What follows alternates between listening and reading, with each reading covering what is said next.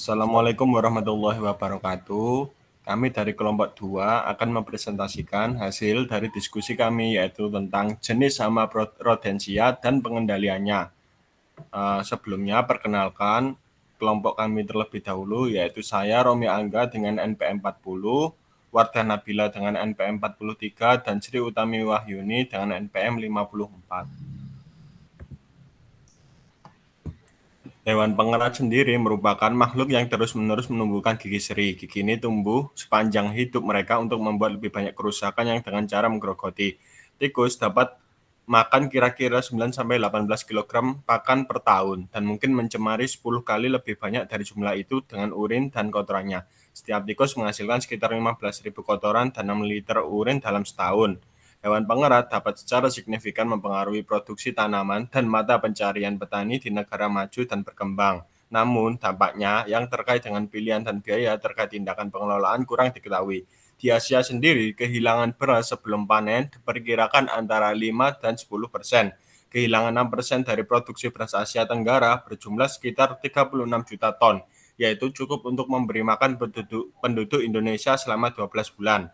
Oleh karena itu, makalah ini membahas tentang hewan pengerat yang menyebabkan kerusakan pada biji-bijian yang disimpan dan menyajikan beberapa upaya dalam pengendalian hama.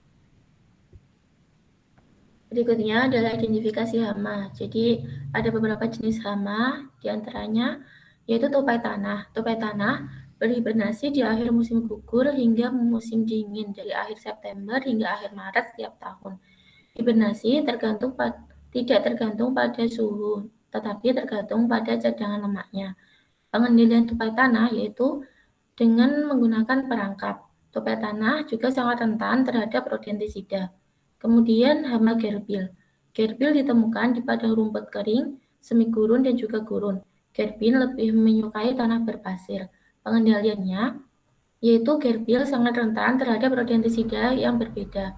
Umpan beracun sangat efektif dalam mengendalikan gerbil. Lalu ada jenis hama marmut. Marmut bukanlah hama pertanian yang berpengaruh banyak, tetapi marmut berpengaruh dalam penularan wabah. Pengendaliannya yaitu dengan menggunakan kartrid. Kartrid sendiri adalah fumigan yang efektif untuk pengendalian marmut. Kemudian ada tikus. Microtus berhenti menggali banyak liang di beberapa daerah dengan kepadatan populasi tikus yang tinggi dan menyebabkan kerusakan parah padang rumput. Selain itu ada spesies tikus yaitu Apodemus agrarius, yaitu tikus lapangan yang paling melimpah dan beradaptasi dengan baik. Pengendaliannya yaitu dengan menggunakan 1% 1081 barley dan 5% zinc phosphate gandum hitam. Lalu untuk pengendalian Apodemus agrarius yaitu dengan RH 945. Umpan beras 0,4% 1080 sangat efektif dalam uji coba lapangan, yaitu dengan membunuh 95,3% tikus. Lalu ada hama hamster. Hamster aktif di siang hari dan tidak hibernasi di musim dingin. Mereka memiliki kantong pipi untuk memegang makanan dan sering menyimpan sejumlah besar serealia dan kacang-kacangan dalam liang mereka. Pengendaliannya yaitu dengan rodentisida akut seperti 2% 1081, 0,4% 1080, dan zinc phosphida yang diformulasikan dengan sereal telah efektif dalam pengendalian hamster. Lalu ada tikus atap atau tikus rumah. Tikus atap atau tikus rumah juga dikenal sebagai tikus kapal. Ciri-cirinya yaitu ramping, anggun, moncong runcing, dan telinga dapat ditarik ke atas mata. Tikus rumah mempunyai otot dengan panjang 65-95 mili dari ujung hidung hingga ujung tubuh. Lalu berat rata-ratanya yaitu 12-30 gram dan memiliki ekor dengan panjang 60-105 mm. Untuk pengendalian tikus atap yaitu dengan meletakkan perangkap pada lokasi di mana tikus mungkin turun dari sarangnya untuk mencari makanan seperti di tepian atau rak. Lalu perangkap yang membunuh tikus yaitu menggunakan sengatan listrik. Berikutnya adalah identifikasi tanda keberadaan hewan pengerat. Yang pertama bisa dari mengamati kotoran. Jadi kotoran yang ada di dalam misalnya rumah atau ladang kita perhatikan misalnya berkilau, artinya terdapat hewan pengerat. Kemudian tikus hidup atau mati. Kita juga bisa mengamati keberadaan tikus hidup maupun yang sudah mati. Kemudian untuk noda dapat dilihat misalnya dari urin yang dikeluarkan dari tikus atau hewan pengerat yang lainnya. Kemudian untuk melacak jejak kaki dan sapuan ekor. Selanjutnya untuk yang kerusakan yang menggerogoti bisa dari karung tempat penyimpanan bahan makanan atau bisa dari pakaian dan lainnya. Kemudian selanjutnya adalah track dan groove. Ini terkait pada tiang yang dirusak oleh tikus atau hewan pengerat. Kemudian untuk suara di sini hewan pengerat yang menghasilkan suara yang kebisingan. Next. Selanjutnya adalah pengendalian hewan pengerat. Pengendalian hewan pengerat ini terbagi menjadi dua. Yang pertama, metode kontrol non-kimia.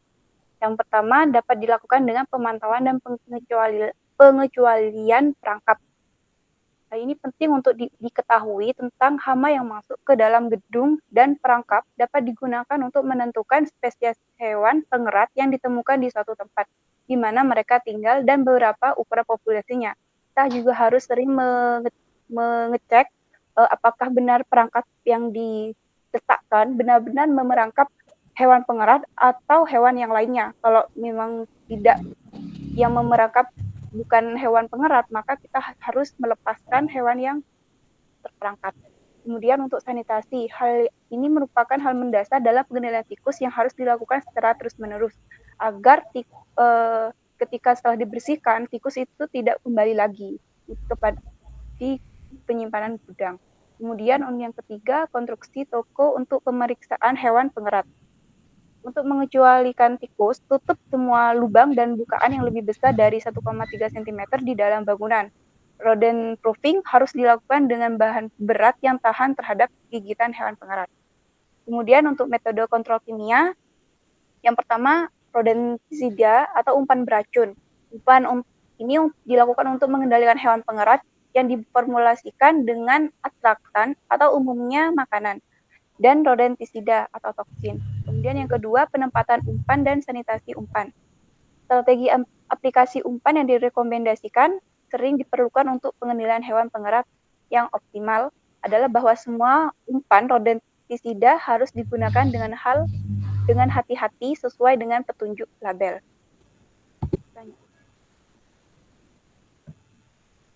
Selanjutnya adalah pengendalian hama terpadu. Pengendalian hama terpadu ini menggunakan serangkaian tindakan pencegahan untuk mengendalikan hama. Secara signifikan mengurangi kebutuhan untuk menggunakan bahan kimia, tetapi tingkat perlindungan yang sama atau lebih baik untuk komoditas yang disimpan.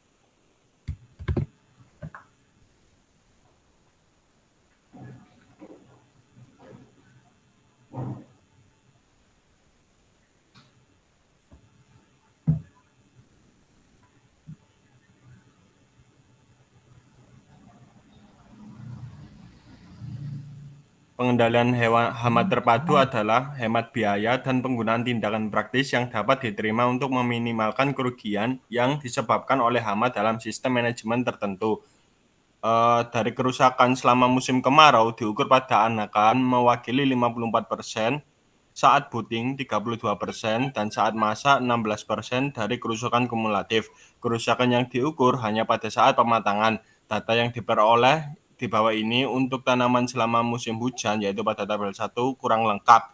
Musim hujan secara statistik memiliki mirip dengan musim kemarau, dengan 19% dari total kerusakan terjadi pada pematangan, dengan batas kepercayaan 8-30%. Perkiraan hasil panen petani untuk data musim hujan dari tahun 1999 sampai 2000, 10% lebih tinggi dari perkiraan kuadrat, namun 42% lebih rendah untuk musim kemarau 2002. Berdasarkan semua data lain, petani cenderung meremehkan hasil rata-rata sekitar 20%. Dengan menggunakan perkiraan petani tentang hasil, tidak ada perbedaan yang jelas antara musim hujan dan kemarau, dan kemiringan menunjukkan penurunan hasil sebesar 38,7 kg untuk hasil setiap peningkatan 1% kerusakan dari anakan. Next.